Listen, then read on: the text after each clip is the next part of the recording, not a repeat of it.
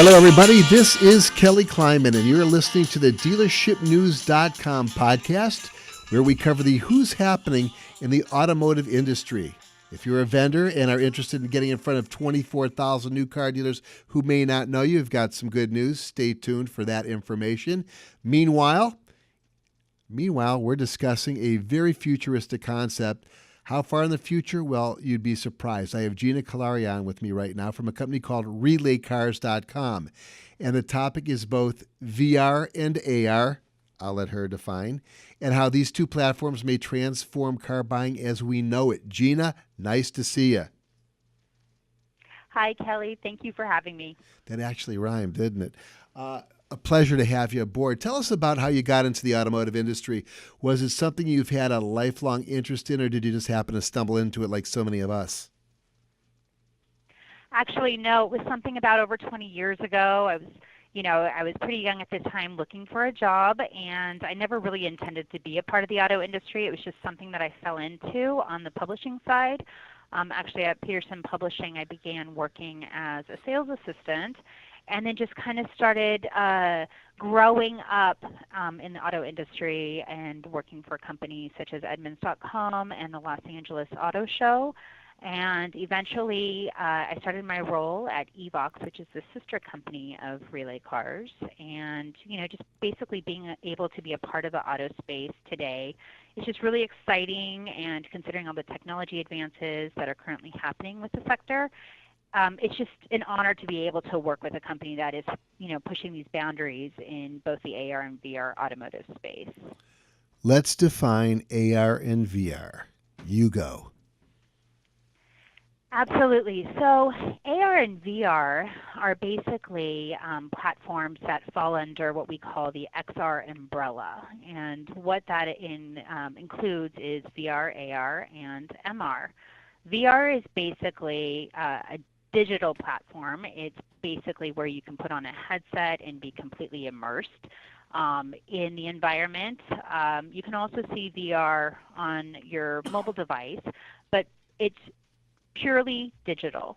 AR, on the other hand, is kind of like, the best way I can explain it is kind of like what you've seen in Pokemon Go and what you've seen on Snapchat, where you're actually taking something digital and placing it into a real-world environment. So you're basically, you can place a digital car into a real-world environment, like in your driveway or in your living room. That's a good explanation. By the way, folks, I was fortunate enough to be able to try the VR application and the AR, quite frankly, at NADA 2019 just a week or so ago, and it's so cool. Just want to let you know. So a business like what you have actually takes a little bit of time to cure. You have to build the apps, create the network, and, of course, keep the project funded. Tell us about the journey so far in getting this launched. Yeah, so as I mentioned earlier, Evox Images is the sister company of RelayCars. And what Evox does is that for the last 20 plus years, we have been able to provide automotive imagery to over 20,000 dealership websites. So if you have a dealership website, chances are you have one of our images on there. So as I said, the company launched over 20 years ago, and it really was a VR company back then during the mid-1990s, during the earlier generations of VR. And unfortunately at the time, there was a lot of lag. It made people nauseous. So our founder and CEO, David Fulship, developed a process to capture interior panoramas, like 360s. So not only were we able to use that in the headset back then, but we also were able to place that both on websites and mobile devices. So we kind of stopped the process of including it in headsets, and we published these images moving forward on research platforms and with OEMs such as Kia and Honda and Subaru, as well as, like I said, these dealer websites. But when Facebook purchased Oculus in 2004, we saw the shift back towards VR, and so we decided to develop an app called RelayCars to be able to show our assets in an immersive experience in a headset. And that's something, as Kelly, you were mentioning earlier, you saw. And it's basically the first automotive research app. It launched on Samsung Gear VR on the Oculus Store. over 1.2 million downloads, and if you have an Android or iOS device, you can easily download it and check it out yourself. But we're now on version 8 and of the VR app, and it's about to release its first room scale version, which is really cool because it allows users to move around the virtual showroom. They can walk around the vehicle. So it's not just like a single point of view. It's something where you're able to have what we call a 6-DoF experience. It's a 6 degrees of freedom experience, which is a tech term, where it allows you to look above the vehicle, below the vehicle, and move your head around and, like I said, walk around the vehicle, which is something that we just think is a cut above what our competitors are doing right now. You're getting a little bit ahead of me in the interview, but because you're a futuristic thinker, right? I mean, that's just how it goes. But I want to get to that because that, by the way, what you just were mentioning was what makes it so interesting, from being able to actually shop in the privacy of your own home. But everyone has an elevator pitch. So look, let's say I am a GM or president of a big dealer group who doesn't know you. What would a 30-second elevator pitch sound like? 30 seconds. So, okay, 30 seconds. So, right now car buyers are demanding a quicker and more complete shopping experience from the time they start browsing on the internet to vehicle presentation all the way through delivery. So what RelayCars AR and VR Suite does, it offers both consumers and dealers a platform to explore thousands of vehicles both inside the vehicle and outside the vehicle. For dealers particularly, RelayCars Pro is an augmented and virtual reality automotive sales platform that will host features and to aid dealers and OEM product managers with that selling process, the product design, training, and even more. I've already said I love the concept, right? I've seen it. It works. It's fantastic. So you can, and this is just to expand a little bit on that, is you can literally scope out a vehicle from bumper to grill in the privacy of your own home, in your living room, garage, driveway, tool shed, whatever. How are people reacting to the VR element, and when do you project VR to be in everyone's home so everyone and anyone can utilize a technology like this? Yeah, and I'm really actually glad, Kelly, that you were able to see it, because I think, it's really hard to describe it in a podcast or even in an interview. So if you can actually put on the headset, it tells a fantastic story, right? So we estimate that there's going to be about 5 to 8 million VR headsets in use worldwide today. That's expected to grow to about 30 million in 2023. AR is a little bit different. AR depends on glasses, user-friendly glasses. So people who are out checking out what's on the market right now might think that they're a little bit clunky, they look a little funny. So Apple has announced that they are going to be putting out in the market glasses in 2020. And we really expect that when that hits, AR is just going to boom. So, but right now, you can view AR on a smartphone. So over 850 million people are currently using AR-capable phones right now.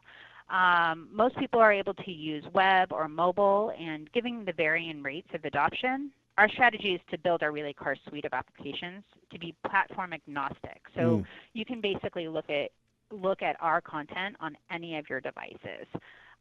We're building underlying services and applications to support that technology, and it's just something that is, we're relying on that availability in the majority of the homes, as we have seen with most phones and computers right now. So right now, people are excited to see it. There's that wow factor, and we're hoping that continues, but eventually we do want to see some kind of real return on that investment. Yeah, I totally get that. But, once you try it, once you actually put on the eyepiece or the headpiece, whatever you want to call it, you are completely ensconced in another world, another reality. You're still in yours, you're operating in yours, but your senses are so diverted from yours. It's such escapism that as you're experiencing it, that's totally where it's going. People are not going to be sitting in front of their computers playing video games anymore. They're going to be in a VR. So you're just on the cusp. So I have a question, and it's in regards to new cars, and where the benefit is to a car dealership right now. With new car pricing the same almost everywhere, dealers definitely need to have a personal advantage over their competitors. They need to have a touch. I don't want to say they need to have a novelty. They have to have a reason to say, hey, go with us. We're, for whatever reason, we provide great service, but check out what you could get with this. And VR is possibly a gift with purchase concept. I won't go there yet, but so what would the value add be with AR and VR technology like this? Does it give a dealer more time to create rapport with prospects during the selection process? Is it a matter of quality time more than just kind of a run-of-the-mill, we got to go to the car dealer and deal with this stuff? No, we can look at these really cool VR headsets and take a look at a car from a completely different perspective. Follow? Yeah, well, basically, right now, the research that we're seeing is that buyers spend an average of 14 hours researching and shopping for cars. So if they can improve that immersion and engagement for their shoppers, it will not only save them time, but it'll help them, drive sales. We're seeing a lot of people are no longer wanting that dealership experience, unfortunately. They want to do all of their online shopping like they're doing with Amazon and with a lot of these e-commerce sites. They want to do all of their research. And if they have these tools, whether they have a headset at home or whether they have a device that can show them some sort of vehicle in their living room or in their driveway, it actually increases that engagement. And what we want is we want the user to know what vehicle that they want to purchase when they're at home. So when they step foot on that dealership site, it's, the dealership can just kind of close the sale. So as we're seeing, it's no longer about price comparison, it's about feature comparison. And what AR and VR does is it allows the consumer to have that experience while at home. There's other competitive advantages for this. If a salesperson wants to show a competing vehicle, they can do that without that person going to that other competitor's dealer lot. There can be a comparison vehicles. If a dealer doesn't have the inventory on their lot, they can show the other trims, the other colors, anything like that from these VR and AR experiences. So there's a lot of great ways of using this. My thought, and I'm just getting a little creative here, is you have somebody in the dealership, they're using the VR, they're loving it. Wow, this is really cool. They go to buy the car. You say you could have the headsets. You could have the technology. Take it home with you. I just think that's kind of neat. I'm always giving stuff away, but that's my issue.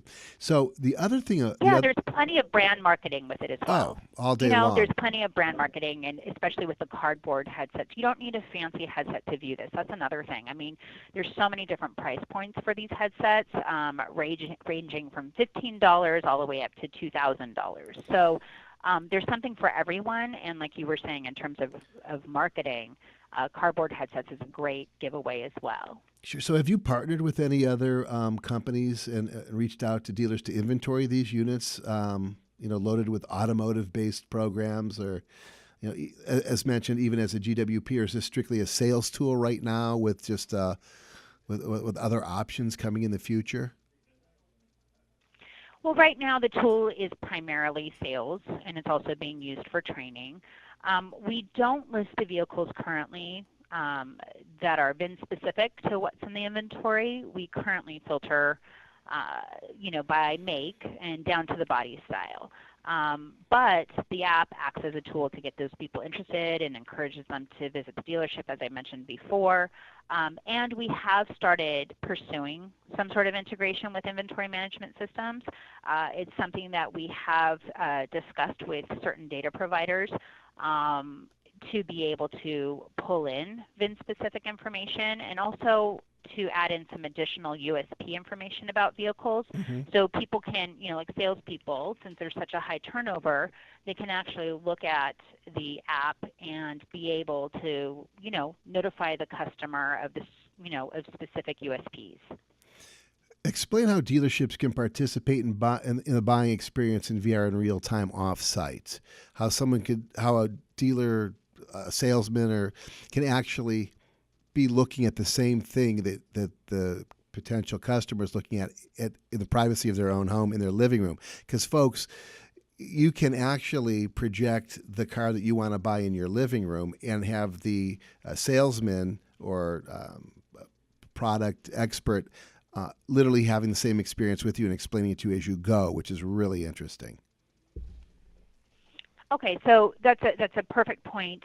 We have two apps right now. We have RelayCars, which is mainly focused for our consumer, where, like I said, you can just go on to iOS or Android stores and download it. However, we do have an enterprise solution, which is called RelayCars Pro that I mentioned earlier. And RelayCars Pro really is the sales tool for dealers. And what this allows you to do is you can control the experience by, let's say, a tablet or a phone, if that's your preference. But you can see what the customer is looking at while they're inside a headset. So they could be, what's so fantastic about this is it doesn't necessarily have to be within the dealership.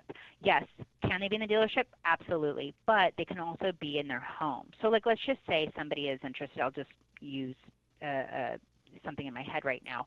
Let's say I'm a customer and there is a vehicle I'm very interested in. I own a headset, and I reach out to the Internet Manager. The Internet Manager can instruct me to place the headset, download the app, and they can drive the experience for me. They can select the vehicles for me. They can change the colors for me, and now they can actually see what I'm looking at. So if there's something on the IP that I'm staring at through the headset, the dealer can actually see that and notice certain things that I am concentrating on the vehicle.